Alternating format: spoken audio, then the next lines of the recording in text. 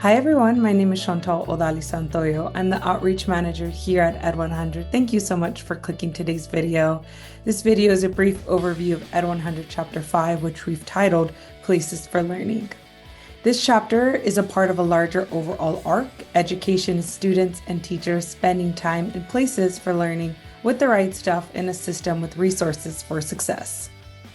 Ed100 is a free self-paced program in English and Spanish. Visit ed100.org to get started and earn your graduate certificate. Most students attend the school closest to where they live, often because it's really the only one they're allowed to attend. Ed100 Lesson 5.1 digs into why schools work this way and why it matters. Most students attend a school where the majority of students have the same racial or ethnic identity as they do. Where communities are segregated, schools are too. Lesson 5.2 explains how school assignment systems work, including attendance boundaries, lottery systems, magnet schools, transfers, and choice systems. One interesting effect of giving families a choice is that it tends to decrease diversity because many families tend to choose schools where other students look like them. California's huge class sizes pretty much guarantee that students are at many different levels, some on track, some behind, and some simply bored to tears. So how can we engage them all? A traditional approach is to sort students into different math groups or reading levels. But one problem with creating tracks like this is that they can become permanent. Lesson 5.3 explores an important but difficult alternative called differentiated instruction. This lesson also explores the challenge of engaging gifted students. When high school students fall behind, they are at risk of failing out. The state system of alternative schools is designed to help meet them where they are. These flexible schools are located all over the state. The idea is that students can continue to earn credits and ultimately earn a high school equivalency certificate. The vast majority of California students attend a traditional local public school run by a school district and governed by an elected school board. Lesson 5.5 explains charter public schools, which are governed separately from school districts. Charter schools are California's main strategy for providing families with the choice of schools. Now, some other states give families money to enroll in private schools, but in California, funding flows to wherever students attend school, whether traditional or charter. Parents and teachers create charter schools in a process that starts with a petition. Charter contracts are renewed every 5 years. In California, charters must be non-religious, nonprofit, and tuition-free. This is not true in all states. Most charter schools are non-unionized, but some are. The state's most successful schools for low-income students, Black students, and Latino students over the last decade have been charter schools. So are charter schools generally better? I mean, kind of, but read Lesson 5.5 to find out. A small percentage of California students attend private schools. Most of them have a religious affiliation and are privately funded through tuition and donations.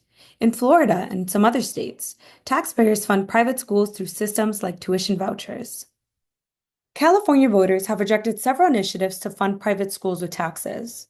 The U.S. Supreme Court deadlocked on this question in 2025, and the issue seems likely to keep coming up. Lesson 5.6 explains the pro-con arguments. Schools bring people together, and sometimes not just for class.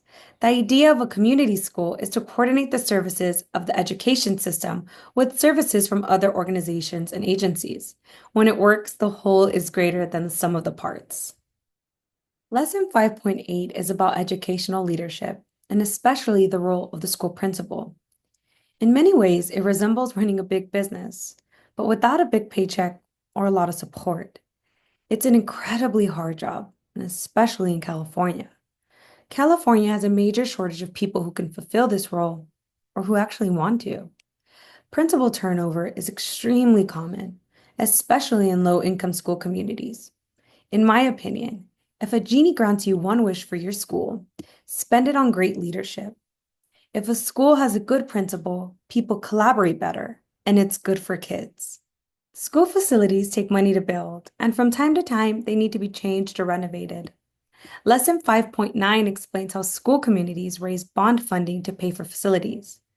When enough schools need work, from time to time, voters have authorized state matching fund programs to help. There's a lot to know about this topic, and this lesson is a good introduction.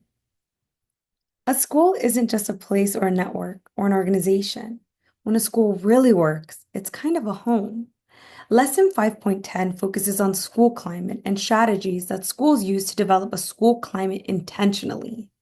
The most visible examples are colors and logos, but of course, there's more to it. For a period of years, there was a big movement to break up high schools based on the evidence that students tend to do better in smaller ones of about 400 students each. The research wasn't wrong, but the movement gradually declined. Lesson 5.11 explains what happened. Parents in California have a right to homeschool their kids. Historically, homeschooling was driven by religious concerns. But in the pandemic, the use of homeschools grew rapidly, using online courses and programs. For information about how that turned out, check out Ed100 Lesson 5.12. Lesson 5.13 closes Chapter 5 with the focus on safety and discipline in education. All of us have an expectation that schools should be safe spaces for everyone, including students, faculty, and family. From guns to discipline policies, to classroom hacks for keeping the peace, there's a lot to know. So that's it for this quick overview of ed100.org Chapter 5. For much more, including quizzes, discussion guides, meeting plans, and our blogs, visit ed100.org. If you appreciated this video, give it a thumbs up and share it with someone in your network. Thank you so much.